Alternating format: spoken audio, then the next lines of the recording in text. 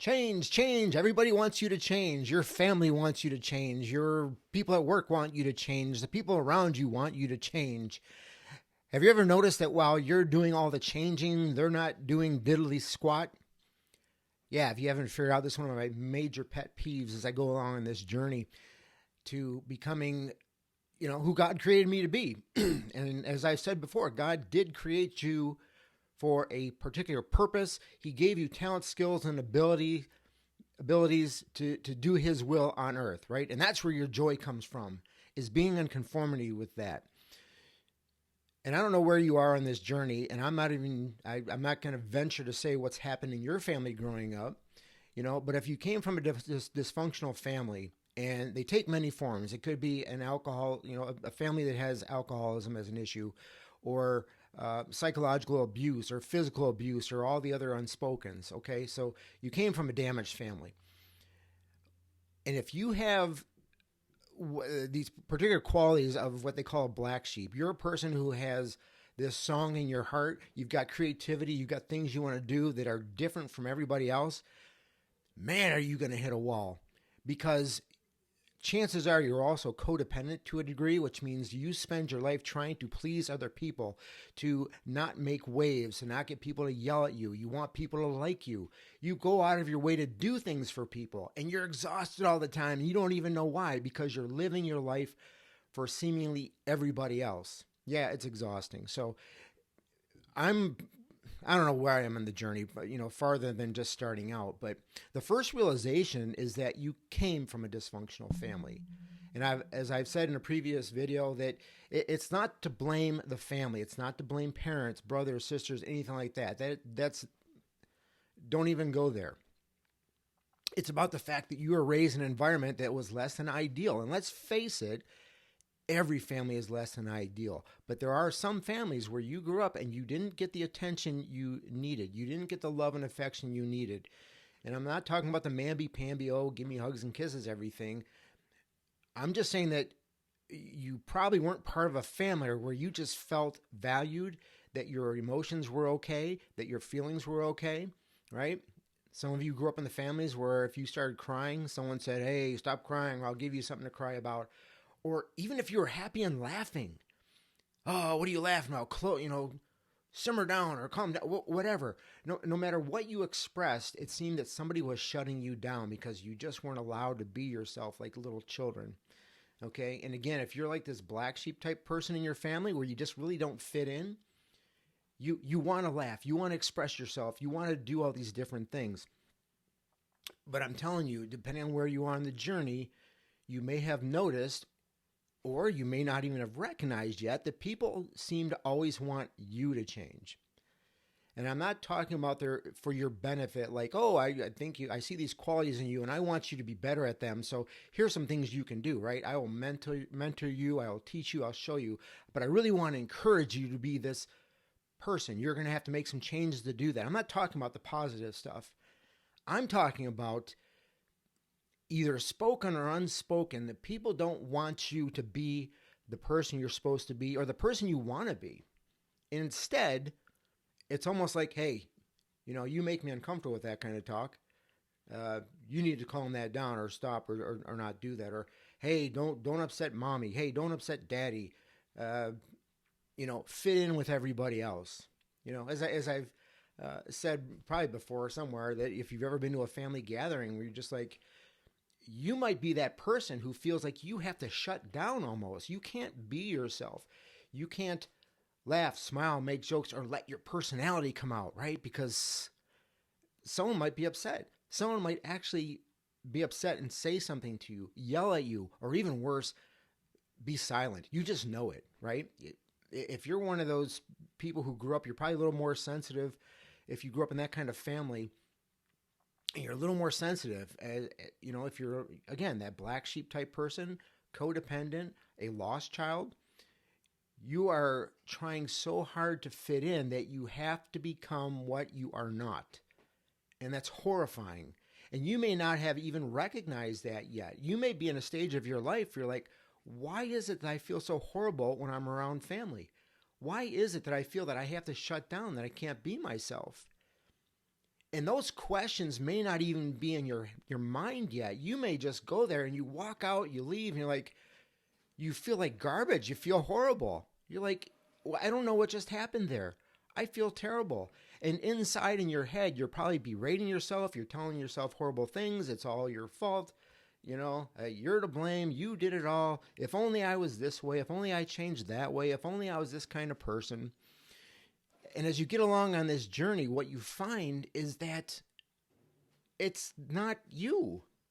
You're allowed to be your own person. You're allowed to express emotions and feelings. You're allowed to be yourself and to follow your own drummer, as it were. I mean, think about in the world. Think about in the world in general. All the people that you either admire or say, "Oh my gosh, I'd like to be like that person." For every time someone tells you you can't be this way, don't be that way, don't go here, don't try this, don't try that, there's people out there who've already done the things you want to do and be the person you want to be. And it's out there for you to grab. But again, you go back to these people, for the most part, are afraid. They need you to change in the sense that in the change of not being yourself. Because the more you're yourself, the more uncomfortable you make other people. The more you show them that there are possibilities in life. The more you show them that you can have a joyful life. Because you're being the person God created you to be, right? And we are asked by God to abandon ourselves to His will and not ours, right? Like when Mary said with her fiat, "Be it done unto me according to thy word." She didn't say, "No, I don't want to have this baby. No, I'm not going to do that. No, I'm not going to marry Joseph. No, my own thing," right? She said, "Lord, whatever you want, I'm going to do it." And if you were to do the same thing, say, "Lord, I'm going to do whatever you want me to do," you're going to get blowback. You're going to get pushback. People are going to be upset with you. "Well, why are you doing that? What are you doing this? That's stupid." Why don't you just change and go back to what we're comfortable with? And if you're making people uncomfortable and it's not on purpose and you're just being yourself, that's not your issue. Okay? And here's something I learned too, quite some time back, is that you are not responsible for the feelings of other people. I'm not saying go out there and just, run over people and be mean and be nasty and everything. But how many times have you said in your life, it's like, "Oh, so-and-so is sad because of what I did. So-and-so is angry because of what I did." I still have a time, when I look back at growing up, I still to this day remember when my dad would come home from work. I could sense that he wasn't having a good day or he wasn't in a good mood or something. And there was literally a time when I remember hearing him drive up. He came into the house, and I couldn't have been more than, 8 or 9, maybe even less than that probably. I hid in my bedroom closet. I hid. Not because I did anything wrong, not because, I was going to be punished for something, but just because I was afraid. And there was a part of me that said, "You know what? I don't think I did anything wrong, but I'll bet I did." Okay, that's how bad it got for me. And I can't imagine your home or how things worked for you. But there's just this idea that I was somehow in control of other people's feelings. And maybe if you can, write on a piece of paper and just say, "I'm not responsible for other people's feelings.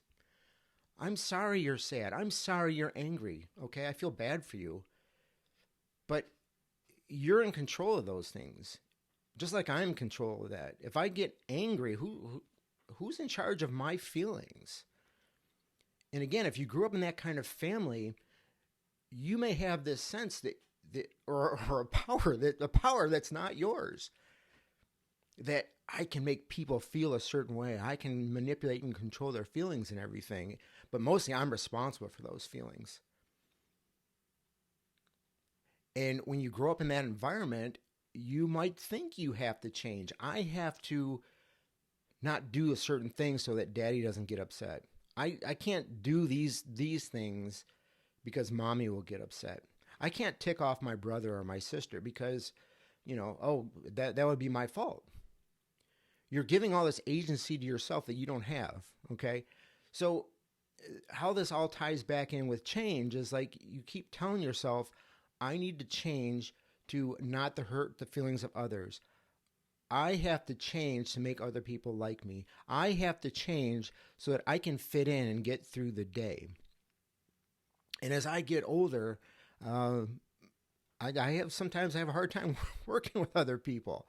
I have a hard time working in environments where people are phony and fake and they want me to be phony and fake with them. So as I get along this journey, I'm figuring out who I am and who I'm really supposed to be, and I'm enjoying that.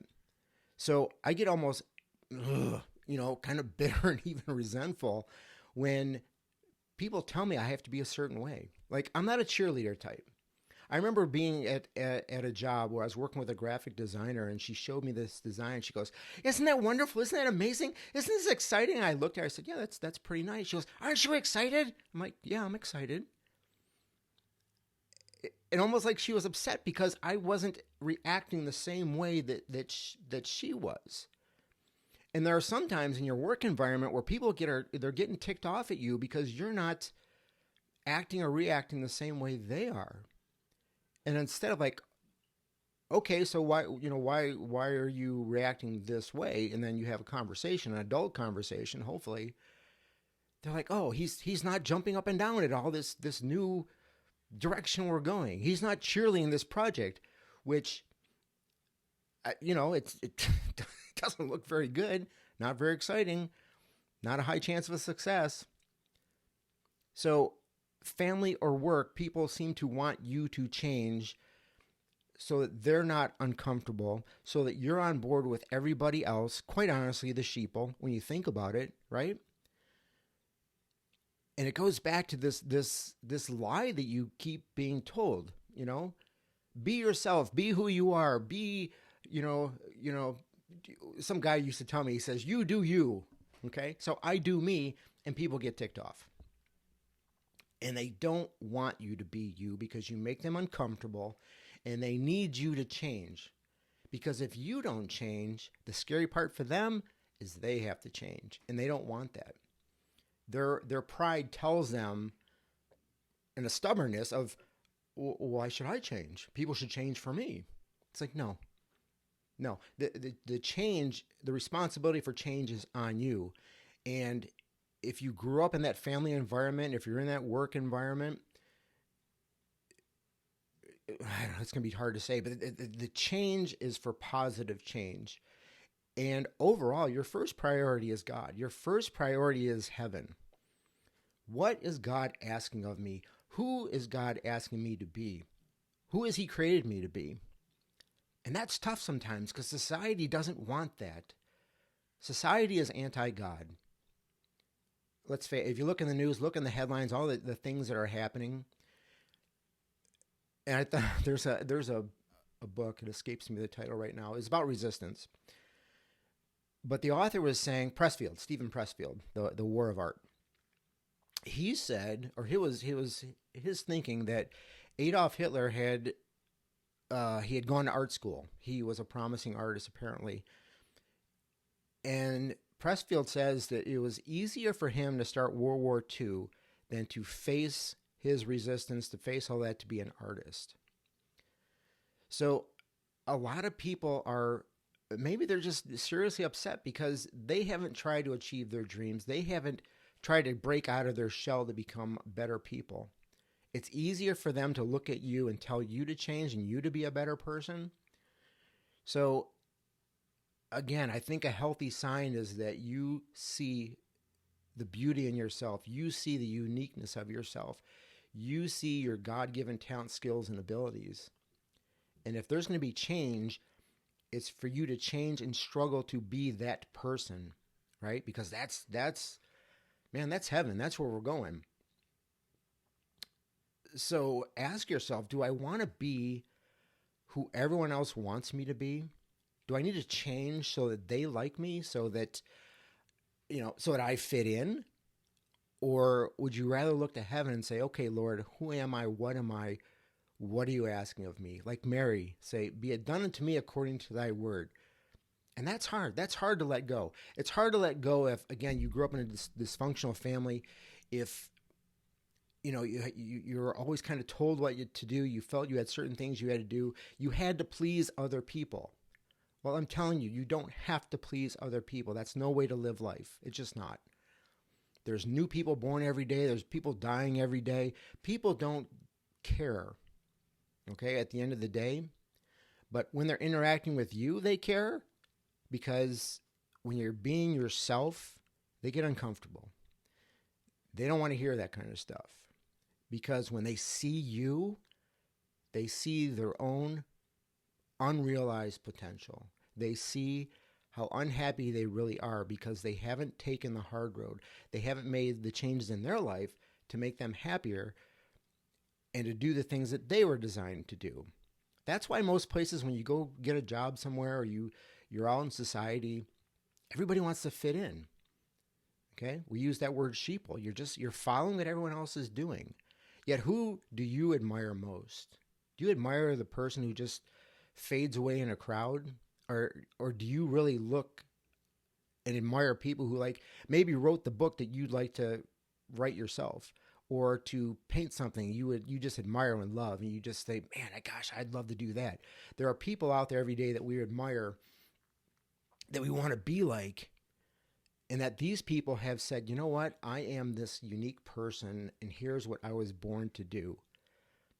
There's nothing worse, I think, than living a life that it's not you, you're miserable, you're depressed, because every day you're doing something not because it's you, not because it's what God created you for you to do. Now, please don't get me wrong. We still have to do our duty. We have to pay bills and get along in society to some degree, right? But you have your own talent, skills, and abilities that God gave you, that if there's any changing, to me, the changing is to become that person more and more each and every day, to give yourself permission to be that every single day. And that's a struggle. That's a struggle, because we are people pleasers by default. Is that the right word? Right? When you grow up in that kind of family, you want to be liked. You want people to look at you and pat you on the head and say, hey, good job, or to notice you.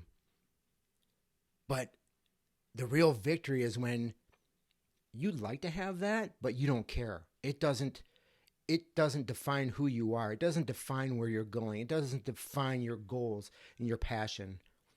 God gave you that, your passion, your desires, and your goals, because he needs you to do something, to be that person. Okay? And I learned something too a while ago. It's like, you are not a human doing, you're a human being.